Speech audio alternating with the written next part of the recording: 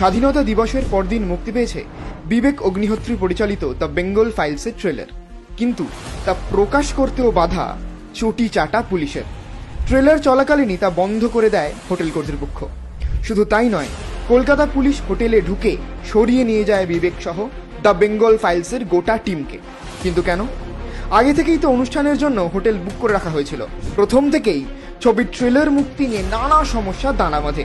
স্বাধীন দেশে একজন পরিচালক তার সিনেমার ট্রেলার লঞ্চ করবে, তাতে আপত্তি কিসের? প্রশ্নের উত্তর রয়েছে সিনেমার ট্রেলারই। ডিরেক্ট অ্যাকশনের বিভীষিকাময় স্মৃতির ওপর তৈরি দ্য বেঙ্গল ফাইলস।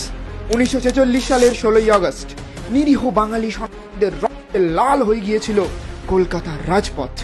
এই ঘটনার মধ্যে দিয়েই ভারত বিভাজনের বীজ বপন করেছিল মুসলিম লীগ। ইতিমধ্যেই সেন্সর পাশ হয়ে গিয়েছে সিনেমা, তারপরেও তাকে আটকানোর চেষ্টা কেন করা হচ্ছে? আসলে এখানেই আছে তোলামূলের ভোট ব্যাংকের রাজনীতি। যেই সিনেমা পিসির গুণগান গাইবে তাই দেখানো হবে বাংলায়, আর যে সিনেমা দুধেল গাইদের আসল চরিত্র তুলে ধরবে তার ঠাঁই হবে না এখানে। তবে এবার প্রথম নয়, এর আগে কেরালা স্টোরি, কাশ্মীর ফাইলস, ভবিষ্যতের ভূতের মতো সিনেমাকে রিলিজ করতে দেওয়া হয়নি বাংলায়। ভবিষ্যতের ভূত সিনেমার প্রদর্শন বন্ধ করায় গভীর অসন্তোষ প্রকাশ করেছিল সুপ্রিম কোর্ট। 20 লক্ষ টাকা জরিমানা করা হয়েছিল রাজ্যকে। তবু নির্লজ্জ পিসির শিক্ষা হয়নি।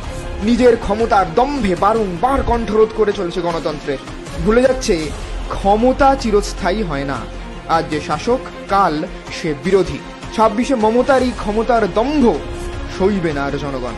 ইঞ্চিতে ইঞ্চিতে জবাব দেবে ইভিএমে।